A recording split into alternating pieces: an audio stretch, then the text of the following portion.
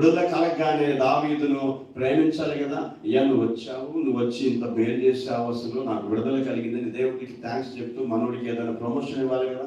ఏం చేస్తున్నాడు? అసలు కత్తెత్తుకుంటురా ఏంటి వాళ్ళు వేసేద్దాం. ఎవరి అసలు నేను కాపాడిన వాడేవాడు కదా, మేలు చేస్తున్న వాడే కదా. ఇప్పుడు నువ్వు బాగా ఆరోగ్యంగా ఆలోచిస్తున్నావంటే ఈ బలముతో వాడిని చంపాలనుకుంటున్నావంటే ఇది ఇచ్చింది దేవుడు కదా. ఇది కలగాలంటే నీకు విడుదల కలగాలి కదా. ఈ విడుదల ఇచ్చింది ఎవరు? ఈ మనిషితో కదా నీకు జరిగింది. అసలు వాడిని చంపేద్దాం అనుకుంటా. ఎందుకంటే దావీదు ద్వారా దావీదు ఎన్నికలో ఉన్నాడు కాబట్టి, ప్రణాళికలో దేవుని ప్రణాళికలో ఉన్నాడు కాబట్టి దావీదును చంపేయాలని అపవాది అనుకున్నాడు. అపవాది సౌలును వాడుకుంటూ ఉన్నాడు. Hallelujah, hallelujah. So this is a game plan. సాతాను అపవాది మనను దేవుని సన్నిధిలో ఎదగటానికి పెడకుండా, దేవుని మందిరంలో మనము ఉండటానికి సమయం మనకు వీలు కాకుండా లోక కార్యములు చాలా మనం బిజీగా చేస్తున్నాం. ఒక మాట నేను చెప్పి ముగిస్తున్నాను. దానియేలు, షద్రకు, మేషకు, అబేద్నెగోటువంటి నలుగురు కూడా దేవుని దాసులు, దేవుని జ్ఞానము తెలివి కలిగినటువంటి ఇశ్రాయేలు యూదులు. బబులోను సామ్రాజ్యంలో వారు ఉన్నటువంటి సందర్భంలో వారిని చంపేయాలనుకున్నారు. ఎందుకు చంపేయాలనుకున్నారు? చంపేస్తే ఏం జరిగేది? చనిపోయేవారు. వారు బ్రతికారు కాబట్టి దేవుని కొరకు సాక్ష్యం ఇచ్చి బ్రతికిన తర్వాత రాజు ప్రకటిస్తున్నారు.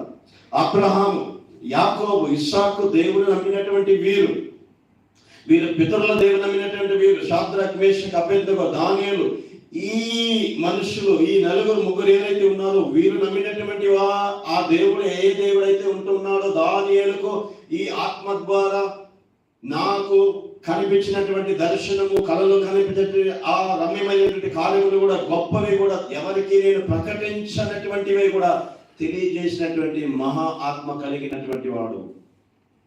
ఇలాంటి దేవుడు కాదు, మహోన్నతమైనటువంటి దేవుడు. ఇలాంటి దేవుడు నిజమైన దేవుడు. వీరి దేవుడే నిజమైన దేవుడు. యెహోవా లోకమంతటా సత్యమైనటువంటి జీవము కలిగినటువంటి దేవుడు. ఇలా ఈ దేవుణ్ణి తప్ప ఇక ఏ దేవుణ్ణి కూడా మొక్కిన వారి జీవితాన్ని నేను మార్చేస్తాను. చూడండి, ఈ మాట రాజు నోటి ద్వారా రావాలంటే కారణం ఏంటంటే వీరు దేవుని కొరకు నిలబడ్డారు. ఒకవేళ వారిని చంపేస్తే జరిగేది కాదు.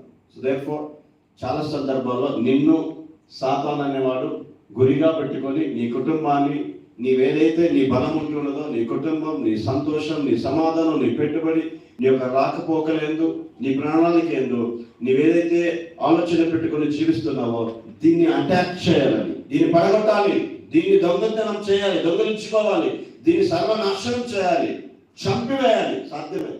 ఒకవేళ అయినట్లయితే నీ ప్రణాళికనే చంపివేయాలి, నీ ఆలోచన చంపివేయాలి. ప్రణాళిక చేసుకుని సాతాను నేను వెంబడిస్తున్నాడు. జాగ్రత్తగా మెలకువ కలిగి నీవు దేవుని యందు నిలకడగా ఉన్నట్లయితే ఈ లోకంలో ఉన్నటువంటి అపవాదిని, శక్తులను నీవు ఎదురించి దేవుని కొరకు గొప్ప కార్యాలు చేయగలవు. Hallelujah, hallelujah. You have come here, you are now being called by God. దేవుడు నేను ఏర్పాటు చేసుకున్నాను. ఎందుకంటే ఏదో వృధాగా ఇలా సంపాదించాను, ఇలా జీవించాను, ఏం తింటున్నాను, ఏదో తింటున్నా. అసలు ఇష్టం లేకుండా తింటారా? ఏదో బ్రతుకుతున్నామండి. ఎలా ఉందండి? ఏదోలా గడిచిపోతుందండి. అదే ఇంత ఇది ఈ రాత్రి అనేటువంటి జీవితం ఎందుకు? ఎందుకు అడిగినప్పుడు ఆన్సర్ సరిగా రాదు కాదు. మనం ఎప్పుడు కూడా దేవుని ఎందుకు బలంగా ఉండాలి. యెహోవా యందు. ఆమేన్, ఆమేన్, ఆమేన్. Rejoice in the Lord. Again I say rejoice. ఎప్పుడు? ఆల్వేస్. ఎల్లప్పుడూ దేవుని యందు సంతోషించండి. Praise the lord.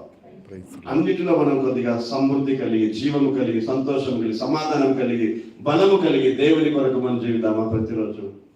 ఆమేన్ చెప్పగలరా? ఆమేన్, ఆమేన్, ఆమేన్. Praise the lord.